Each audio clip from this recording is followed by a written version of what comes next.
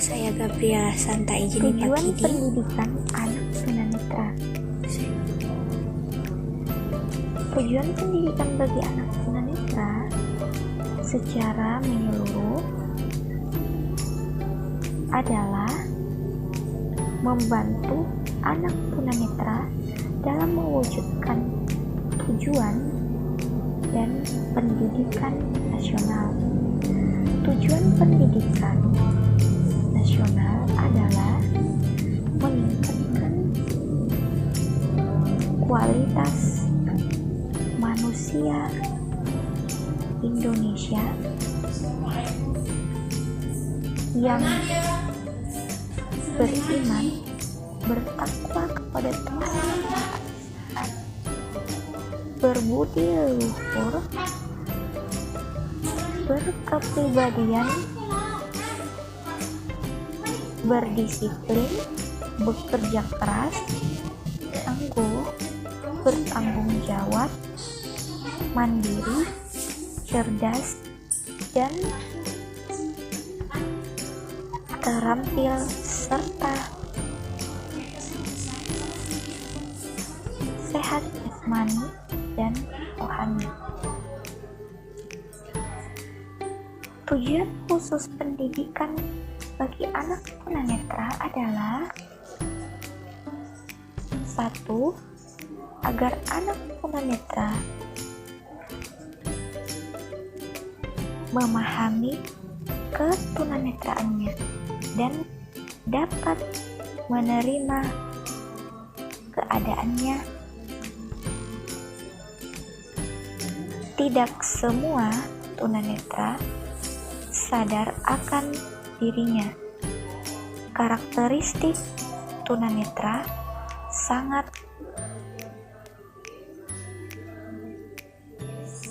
mendukung situasi ini, mudah tersinggung, bergantung pada orang lain, rendah diri, cepat curiga, membuat anak tunanetra tidak percaya pada diri sendiri. Situasi ini akan menghambat perkembangan mereka.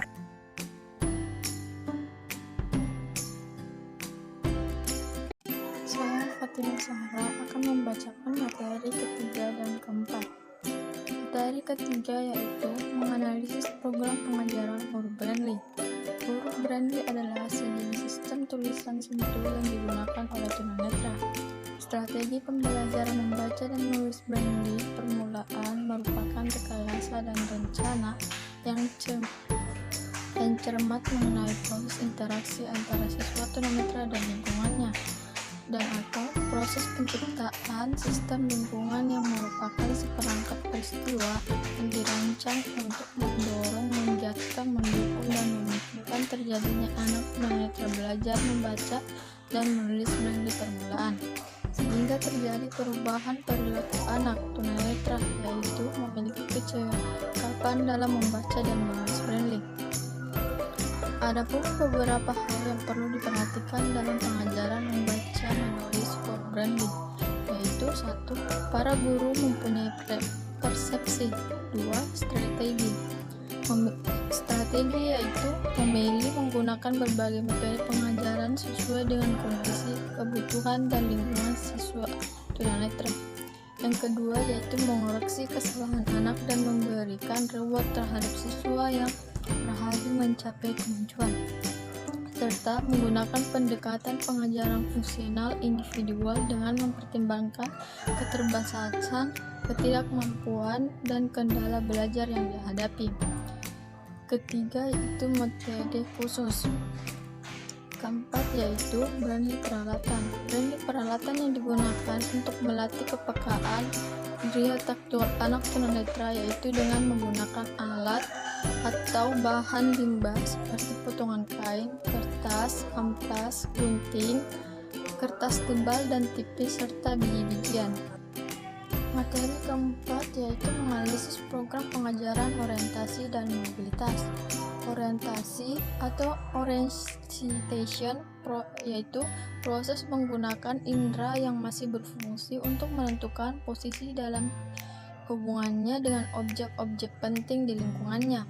Mobilitas atau mobility, kemampuan atau kesiapan untuk bergerak atau berpindah dari satu tempat ke tempat yang lain yang diinginkan dari lingkungan yang sama. Pembelajaran orientasi mobilitas merupakan program khusus yang diberikan pada peserta didik tunanetra sebagai kompensatoris dari gangguan penglihatan yang dialaminya. Orientasi dan mobilitas adalah kemampuan bergerak dari satu tempat ke tempat yang lain dengan menggunakan semua indera yang masih ada untuk menentukan posisi seseorang terhadap benda-benda penting yang ada di sekitarnya, baik secara temporal maupun spasial. Pertama, yaitu prinsip orientasi dan mobilitas. Prinsip-prinsip dalam orientasi mobilitas adalah bahwa pada akhirnya penyandang tunanetra terlatih untuk selalu bertanya pada dirinya sendiri sebelum bergerak untuk berjalan atau melawat, dengan pertanyaan-pertanyaan: di mana saya berada, kemana tujuan saya, bagaimana saya sampai ke sana. Dari jawaban pertanyaan-pertanyaan tersebut, penyandang tunanetra dapat membuat suatu rencana perjalanan. Yang kedua yaitu tujuan pembelajaran orientasi. Tujuan yang diberikan pembelajaran orientasi dan mobilitas bagi para penyandang tunanetra agar mereka dapat bergerak sesuai dengan tujuan dalam segala lingkungan, familiar atau dikenal, tidak familiar atau tidak dikenal, dengan aman, efisien, menyenangkan, dan kemandirian. Pembelajaran orientasi dan mobilitas harus mulai dari apa yang diketahui penyandang tunanetra menuju apa yang belum diketahui, dari yang konkret yang ke abstrak, yang mudah ke yang sukar, dari lingkungan yang sepi ke lingkungan yang ramai, mulai dari penyandang tunanetra lingkungan terdekat menuju ke lingkungan yang lebih luas. Keterbatasan penyandang tunanetra mempunyai beberapa keterbatasan dasar. Kebutaan mempunyai keterbatasan dasar pada individual, yaitu satu, dalam tingkat dan variasi konsep; kedua, dalam kemampuan menemukan sesuatu; ketiga, dalam mengontrol lingkungan dan hubungan dirinya dengan hal itu. Oleh karena itu, seseorang tunanetra membutuhkan pelajaran orientasi dan mobilitas agar ia tersangkut paut pada mengatasi keterbatasan yang dimiliki sebagai dampak ketunanetraan yang disandang. Keempat, yaitu proses orientasi dan mobilitas. Pertama, persepsi; kedua, analisis; ketiga, seleksi; keempat, perencanaan; kelima, pelaksanaan. Nilai-nilai pengajaran orientasi dan mobilitas yaitu secara fisik, sosial, dan ekonomi. Saya atas nama Irma Ilyas ingin membacakan materi yang ke-5, yaitu menganalisa program pengajaran matematika bagi anak tunanetra. Matematika merupakan pengetahuan dengan dimensi pengetahuan konseptual dan pengetahuan prosedural. Selain matematika juga merupakan rencana pemecahan masalah dalam kehidupan sehari-hari. Namun tidak sedikit orang yang menganggap matematika merupakan pelajaran yang sulit. Oleh karena itu, banyak guru yang berusaha menerapkan strategi khusus dalam mengajarkan matematika agar mudah untuk dipahami. Mata pelajaran matematika mempunyai ciri khusus antara lain abstrak, dedukatif, konsisten, hierarkis, dan logis. Di tingkat sekolah menengah pertama, seseorang guru matematika belum memperoleh pembekalan tentang bagaimana pembelajaran matematika pada anak berkebutuhan khusus, karena sampai saat ini belum ada perguruan tinggi yang membuka program studi matematika dengan konsentrasi pendidikan untuk anak luar biasa di tingkat perguruan tinggi. Anak yang memiliki perkembangan mental yang sangat lambat berbeda dengan anak normal pada umumnya. Salah satu karakteristik mental adalah anak tunanetra adalah keterbatasan rangsangan visual dan penglihatan yang menyebabkan anak tunanetra kurang mampu untuk berorientasi pada lingkungan sehingga kemampuan mobilitasnya pun terganggu. Sifat ketergantungan pada orang lain mungkin saja terjadi pada anak tunanetra. Hal tersebut mungkin saja terjadi karena ia belum berusaha sepenuhnya dalam mengatasi kesulitannya, sehingga selalu mengharapkan pertolongan orang lain. Oleh sebab itu, kemampuan besar guru yang mengajarkan pada siswa tunanetra memiliki strategi khusus dalam proses pembelajaran. Materi yang keenam yaitu menganalisa program pengajaran pendidikan jasmani bagi anak tunanetra. Pendidikan jasmani bagi anak tunanetra adalah mata pelajaran yang diajarkan di luar kelas. Kebanyakan melakukan kegiatan fisik. Guru olahraga harus memiliki metode dalam mengajarkan mata pelajaran pendidikan jasmani agar dapat ditiru dan diikuti oleh anak tunanetra. Karena pada saat meniru dan mengikuti, dipastikan anak mengalami beberapa kesulitan. Belum lagi dengan banyaknya siswa berkebutuhan khusus di dalam suatu kelas dan memerlukan pendamping yang khusus dan perlu diperhatikan dengan baik. Pada program pengajaran pendidikan jasmani bagi anak tunanetra, perlu konsep dasar bimbingan jasmani adaptif. Pendidikan jasmani adaptif merupakan suatu sistem penyampaian layanan yang bersifat menyeluruh dan dirancang untuk mengetahui dan menemukan dan memecahkan masalah dalam ranah psikomotor. Masalah psikomotor sebagai akibat dari keterbatasan kemampuan sensomotorik, keterbatasan dalam kemampuan belajar, bermasalah dalam interaksi sosial dan tingkah laku.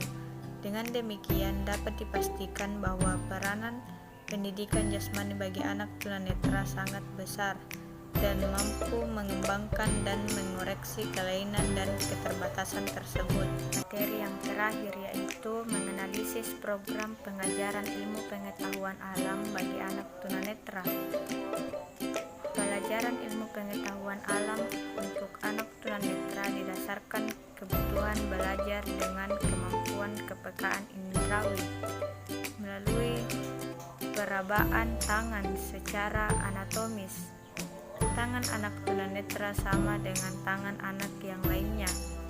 Tangan anak tunanetra sebagai indera peraba akan lebih peka daripada anak awas atau normal karena terbiasa digunakan untuk membedakan apa yang diraba atau menangkap makna dari apa yang dirabanya. Anak tunanetra dengan ekspresi cacat bentuk objek dalam kehidupan sehari-hari dibutuhkan pendekatan terpadu untuk belajar memberi rangsangan melalui media tanah liat. Tujuan dari studi ini, anak-anak tunanetra menggunakan kemampuan kepekaan dengan keseimbangan rasional dan emosional untuk membangun evaluasi dari nilai karakter yang diperoleh dari anak tunanetra, perilaku dengan respon siswa secara keseluruhan dalam pembelajaran ilmu pengetahuan alam dengan menggunakan kurikulum pendidikan luar biasa.